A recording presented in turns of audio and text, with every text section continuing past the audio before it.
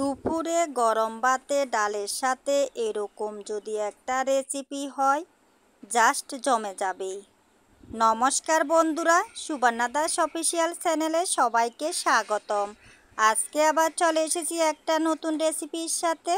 এই রেসিপিটি এভাবে তৈরি করলে গরম গরম ভাতের সাথে খুবই ভালো লাগবে এবং খালি মুখেও খাওয়া যাবে। তাহলে আর কথা না বাড়িয়ে চলুন এই রেসিপিটি কিভাবে তৈরি করি দেখতে থাকুন।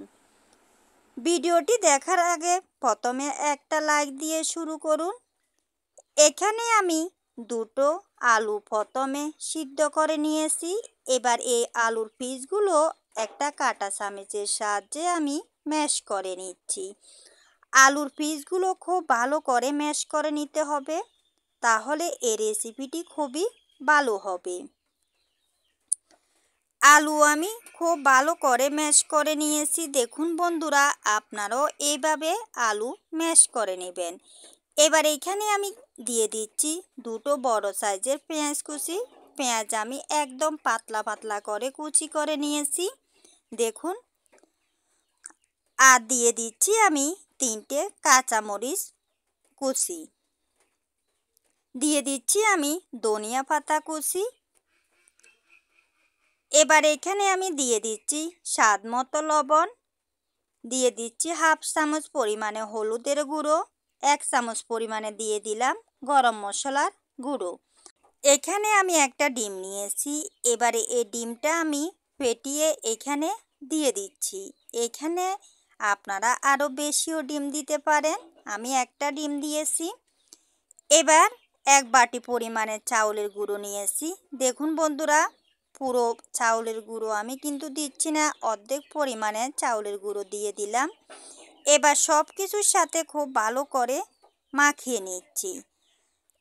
এখানে যদি আরও চাউলের গুঁড়ো লাগে পরে দিতে পারবেন, একসাথে দিতে যাবেন না, তাহলে একদম শক্ত হয়ে যেতে পারে।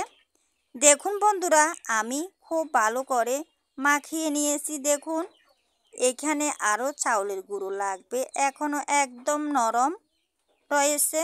তাই আমি বাটির মধ্যে যে বাকি চাউলের গুঁড়ো রেখেছি, বাকি চাউলের গুঁড়োগুলো আবার দিয়ে দিলাম। আবারও আমি খুব ভালো করে মাখিয়ে নিচ্ছি। আমার এই রেসিপিটি যদি আপনাদের ভালো লেগে থাকে তাহলে লাইক কমেন্ট শেয়ার করে দেবেন। আর নতুন কোনো বন্ধু যদি আমার এই রেসিপিটি দেখে থাকেন অবশ্যই আমার চ্যানেলটাকে সাবস্ক্রাইব করে দেবেন এবং নোটিফিকেশান অন করে রাখবেন। যখনই আমি নিত্য নতুন ভিডিও ছাড়ব প্রথমে আপনাদের কাছে পৌঁছে যাবে। দেখুন বন্ধুরা, খুব ভালো করে আমি মাখিয়ে নিয়েছি। এবার আমি হাতটা ভালো করে ধুয়ে হাতের মধ্যে তেল লাগিয়ে এই বড়াগুলো বানিয়ে নিচ্ছি। প্রথমে হাতের মধ্যে নিয়ে দেখুন আমি খুব ভালো করে চেপে চেপে এই বড়াগুলো তৈরি করছি।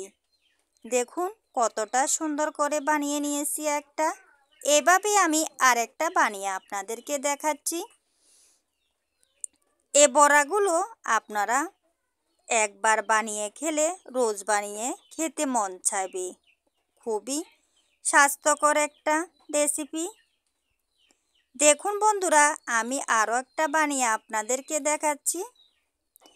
একই রকমভাবে আমি সব বড়াগুলো আমি বানিয়ে নেব। দেখুন বন্ধুরা, সব বড়াগুলো আমি বানিয়ে নিয়েছি। দেখুন কতটা সুন্দর হয়েছে। এবার একটা বাটির মধ্যে আমি একটা ডিম ফেটিয়ে নিচ্ছি। এবার এই ডিম একটা চামচের সাহায্যে খুব ভালো করে গুলে নেব। এখনও কিন্তু আমি ডিমের মধ্যে কোনো কিছুই ব্যবহার করিনি। দেখুন বন্ধুরা, ডিম খুব ভালো করে আমি ফেটিয়ে নিয়েছি। দেখুন এবার ডিমের মধ্যে দিয়ে দিচ্ছি সামান্য পরিমাণে লবণ। লবণ দেওয়ার পর আবারও খুব ভালো করে আমি মিশিয়ে নিচ্ছি। ডিম আমার মিশিয়ে নেওয়া হয়ে গিয়েছে। এবার আমি চুলোতে আগে থেকে তেল গরম করে নিয়েছি। এবার বড়া একটা আমি ডিমের মধ্যে দিয়ে খুব ভালো করে ডিম মিক্স করে নিচ্ছি। দেখুন বন্ধুরা, ডিমের মধ্যে কিন্তু এই বড়া বেশিক্ষণ রাখা যাবে না। ডিমের মধ্যে মিশিয়ে তেলের মধ্যে আমি একটা একটা করে বড়াগুলো দিয়ে দিচ্ছি।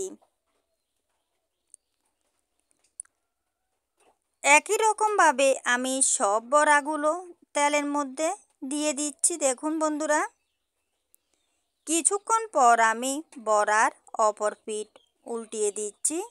দেখুন এক পাশ হালকা ভাজা হয়ে গিয়েছে। এ সময় চুলোর আঁচটা বাড়িয়ে দিতে যাবেন না, মিডিয়াম আঁচে ভাজবেন বড়াগুলো, তাহলে খেতে খুবই ভালো হবে।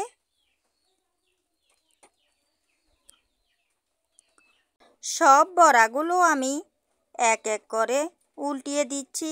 দেখুন বন্ধুরা, কালারটা কিন্তু হালকা ভাজা হয়েছে। কিছুক্ষণ পর আমি এ বড়াগুলোর অপর পাশও উল্টিয়ে দিচ্ছি। দেখুন বন্ধুরা, বড়াগুলো কিন্তু তেলের মধ্যে দেওয়ার পর একদম ভালো করে ফুলে উঠেছে। এভাবেই আমি এ বড়াগুলো বাদামি কালার করে ভেজে নেব, তাহলে দেখতেও ভালো লাগবে, খেতেও খুব ভালো লাগবে।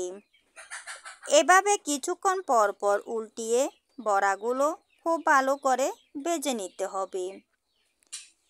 দেখুন বন্ধুরা, এই বড়াগুলো বাদামি কালার করে আমি ভেজে নিয়েছি।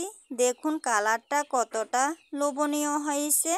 এভাবে বানালে বাচ্চারাও খুবই আনন্দ করে খাবে।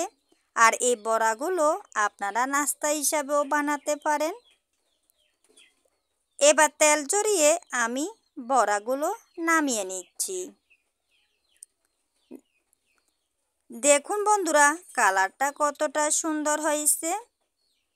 সব বড়াগুলো আমি এক এক করে তেল ঝরিয়ে একটা পাত্রের মধ্যে নামিয়ে নিচ্ছি।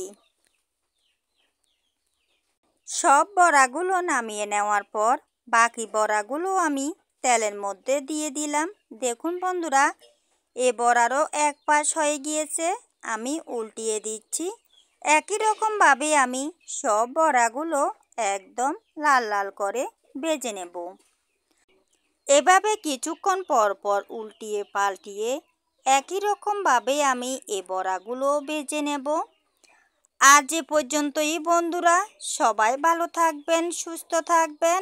আবার চলে আসব নতুন একটা রেসিপির সাথে। আর আমার এই রেসিপিটি আপনাদের কেমন লেগেছে অবশ্যই একটা কমেন্ট করে জানাবেন। আর যদি ভালো লেগে থাকে অবশ্যই বাসায় ট্রাই করতে পারেন। দেখুন বন্ধুরা, এ বড়াগুলো একদম বাদামি কালার করে ভেজে নিয়েছি। এবার আমি একটা পাত্রের মধ্যে তুলে নিচ্ছি। দেখুন বন্ধুরা, সব বড়াগুলো আমার ভাজা হয়ে গিয়েছে। দেখতে কতটা লোভনীয় হয়েছে। দেখুন বন্ধুরা, এতক্ষণ আমার এই ভিডিওটা ফুল ওয়াচ করার জন্য নতুন বন্ধু পুরাতন বন্ধু সকলকে ধন্যবাদ।